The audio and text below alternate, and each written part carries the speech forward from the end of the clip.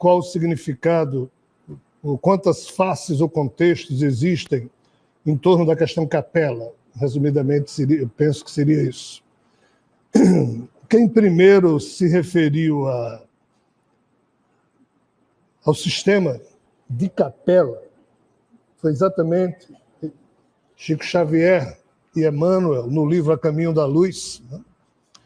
Pela primeira vez, aquilo que Kardec tinha apresentado na Gênese como sendo a doutrina dos anjos decaídos, como uma das fontes que poderia explicar a origem, entre aspas, dessa humanidade, ou seja, essa humanidade, na sua gênese, teria um fato que teria ocorrido em um outro lugar desse universo, promovido alguns acontecimentos cujos desdobramentos fizeram com que os seres que ali não mais poderiam existir foram trazidos para cá, e o nome anjos decaídos vem exatamente disso aí, desse contexto, mas Kardec, na Gênese, apenas se referiu à tese, mas foram Emmanuel e Chico que situaram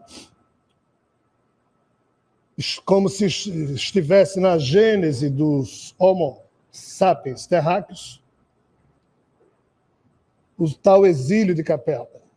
Mas, assim, Edgar Armand, depois que Chico e Emmanuel, no livro A Caminho da Luz, trataram desse assunto, Edgar Armand produziu um livro chamado Os Exilados de Capela, em que ele aprofunda a notícia que Chico Xavier e Emmanuel haviam dado nos anos 30 e acrescenta uma ou outra reflexão dele próprio e abre toda uma perspectiva de estudo que os espíritas acharam por bem não levar adiante, porque não sabiam mesmo como conduzir aquilo. Nesse sentido, não há nenhuma fonte, além dessas que eu estou falando, que fale de Capela nominando como sendo a estrela alfa da constelação do Cocheiro, que fica próximo aqui ao nosso sistema solar, em termos de galáxia, mas capela espiritual, capela astral, aí já entra uma série de crenças, uma série de desdobramentos, que são opiniões pessoais de um ou outro médium, de um ou outro espírito, mas que não têm, entre aspas, no meio espírita, a confiabilidade que a credibilidade de um Emmanuel e de um Chico Xavier, e do próprio nome Kardec, produziram em torno do assunto. Mas aqui a gente tem que fazer uma reflexão. A sua pergunta também implica em a gente refletir sobre o tipo de ser que veio para cá. No livro A Caminho da Luz, Chico enumera, junto com Emmanuel, as famosas na espiritualidade, mas desconhecidas aqui na Terra, promessas do Cristo cósmico, ou seja, as promessas de Rockma, chamando a moda hebraica, ou as promessas de Sofia. Sofia não é um nome, é um epíteto, significa personificação da sabedoria. Hoje, a gente usa Sofia como nome feminino. Eu tenho uma neta que se chama Sofia. Mas Sofia sempre foi um epíteto, não era nome nem masculino nem feminino. Por quê? Porque o sistema de Capela seria sede da governabilidade desse Cristo cósmico, desse ser, desse verbo que já existia junto ao tal Criador quando esse universo foi criado, ou dessa personificação da sabedoria que se fez como Sofia ou Rockman para exatamente ajudar ao Criador que, caindo na própria criação, perdeu a condição de levar a gestão adiante sozinho. Então, esse Cristo cósmico, entre aspas, teria promovido uma espécie de expurgo, ou o mundo de Capela, ou o sistema de Capela, ou os sistemas de mundos vinculados à governança de Capela, teriam passado por aquilo que hoje aqui na Terra a gente está chamando de juízo final. Esse juízo teria acontecido lá, e após um problema que lá ocorreu, que chama-se, na tradição esotérica do mundo, ou da cultura humana, a rebelião de Lúcifer, após decorrido esse problema, muitos seres se sujaram, e estes que se sujaram, espiritualmente sujos, foram transferidos para o mundo terreno, e é isso que Chico Xavier e Emmanuel apontam nesse livro A Caminho da Luz. Mas diz que, junto com o exílio desses seres caídos, a questão de anjo já é uma outra confusão que eu explico já. Não viriam sozinhos, eles viriam com, entre aspas, o perfume, o aroma das promessas desse Cristo cósmico, que, em reconhecendo a necessidade de separar o seu rebanho, aquelas ovelhas desgarradas queriam agora viver lá na terra, porque não podiam mais viver em capela, porque haviam se sujado, mas ele prometia, e nesse contexto que aparecem as promessas do Cristo cósmico, que ele iria acompanhar a evolução das ovelhas desgarradas e que ele mandaria trabalhadores para promover um programa de revelações sucessivas e que ele próprio, no futuro, pessoalmente viria visitá-los na condição humana. Então, esse conjunto de promessas desse Cristo cósmico, às quais Chico e Emmanuel se referem, também nunca foram devidamente estudadas pelo Espiritismo. O Espiritismo tem medo de aprofundar os temas que herdou via Kardec, via Chico Xavier. Saibam que na Federação Espírita de São Paulo os livros de Chico Xavier não podem ser vendidos. Veja a que ponto a coisa chegou. Federação Espírita do Estado de São Paulo, a coleção de livros de André Luiz, produzido por Chico Xavier e André Luiz, não pode ser vendida. Abriram de novo agora a venda, mas havia sido expulso. Por quê? Porque não sabem responder as perguntas, as questões mais profundas. Então, infelizmente, esse tema não foi aprofundado, como o senhor muito bem disse. Né? Por quê? Porque o canal mediúnico está canhestramente controlado pelos interesses de domínio de alguns centros espíritas, algumas associações, algumas federações. Então, os médios ficam com medo, ou seja, infelizmente, há uma falha cruel nesse processo. Mas também aqui tem um outro problema. Chico Xavier e Emmanuel e Kardec falaram, mas não gostam de falar do nome anjos.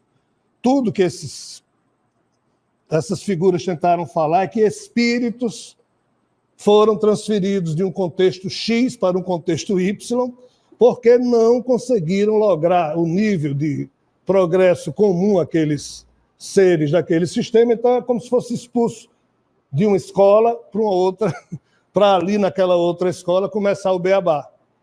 Mas qual é o drama?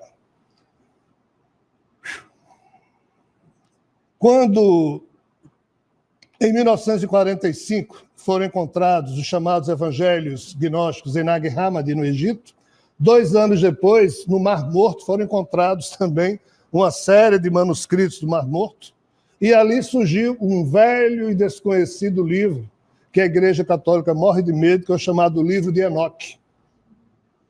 Entendam, quando o que a gente chama hoje de Antigo Testamento existia escrita em grego, a chamada versão Septuaginta, nessa versão que foi produzida no século II em Alexandria, século II a.C., quando os judeus foram dominados pelo Império Macedônico de Alexandre Magno, então eles traduziram para a linguagem grega os livros que tinham em hebraico e aramaico, e 70 sábios judeus se reuniram durante 3 anos para produzir essa versão da Septuaginta. O que é a Bíblia, que hoje a gente conhece?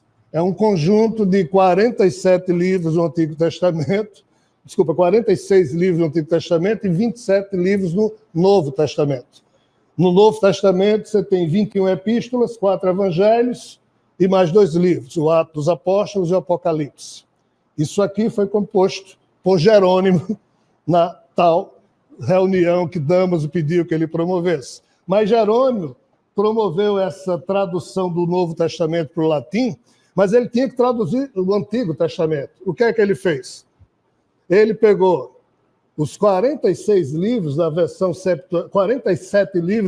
Septuaginta, tirou um, que era o de Enoque, porque a Igreja Católica não quis, e só traduziu 46 Então, hoje, o Antigo Testamento da Bíblia, escrito em latim, você tem 5 livros, que é a Torá, 18 históricos, 6 sapienciais e blá, blá, blá. Ou seja, resumindo, a Bíblia que a gente lê hoje não tem o livro de Enoque.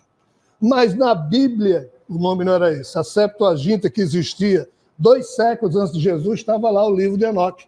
O livro de Enoque sumiu, mas reapareceu em 1945. Antes disso, o que é que existiu? James Bruce, um explorador escocês, no ano 1776, na Etiópia, encontrou fragmentos dos livros de Enoque desaparecidos. Enoque escreveu mais de 300 livros, sumiram todos. James Bruce encontrou no século XVIII pedaços de um, e o professor Sokolov, na Biblioteca de Belgrado, em 1824, encontrou pedaços de outros. Hoje nós temos o livro de Enoque e o livro dos segredos de Enoque, são essas duas descobertas que foram feitas de livros que se perderam. Mas nesses dois aqui fala-se de quê? De anjos decaídos, em que Enoque, sendo levado por Javé para esse universo paralelo, aí passando na primeira loca, o primeiro céu, o segundo céu, em algum momento Enoque vê anjos que Javé puniu, porque tinham, entre aspas, se tornados baixos, no sentido atitudinal, tinham tido atitudes baixas para com os humanos, e Javé os prendeu. Aí a pergunta é, o que tem a ver essa história que Enoque descreve no livro de Anjos Decaídos com a doutrina dos anjos decaídos que Chico, Emmanuel e Kardec falaram? Nada. Nada. Mas a única, desculpa falar assim, pessoa que diz isso sou eu, a pedido dos espíritos. Os demais historiadores misturam essas duas fontes distintas. Por isso, tem essa coisa de capela espiritual, quando capela é só o nome de uma estrela tipo nosso Sol, que existe na constelação do Cocheiro. Então, lá não é questão de espíritos superiores. Espíritos superiores perfeitos só existem fora da blindagem. E o que diabos é blindagem?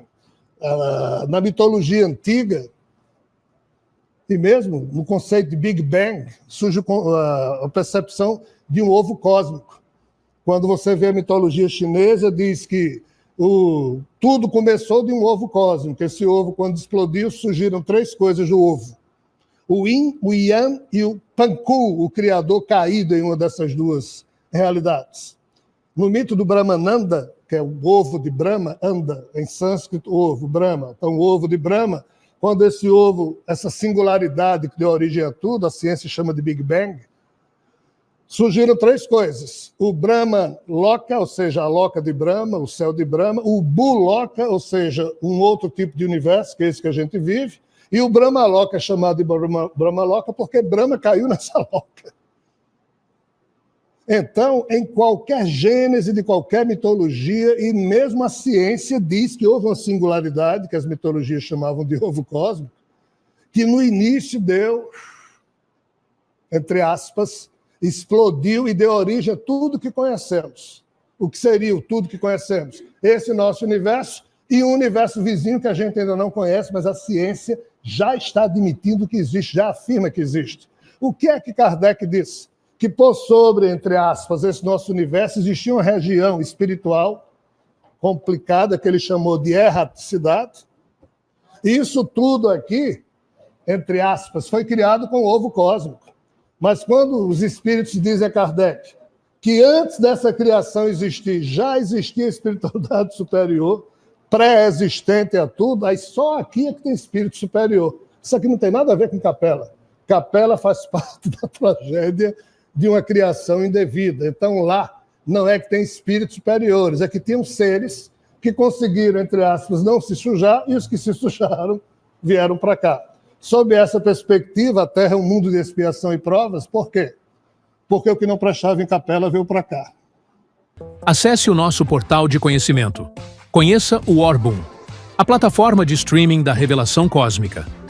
Dezenas de horas de conteúdo para expandir a consciência, com aplicativo próprio, disponível para Android e iOS. Tudo em um só lugar. Todos os estudos e palestras em torno da revelação cósmica, unidos em um único ponto de encontro e mais, uma comunidade exclusiva, onde buscadores se reúnem para compartilhar conhecimento, insights e despertar juntos. Orbum, a plataforma de streaming da revelação cósmica.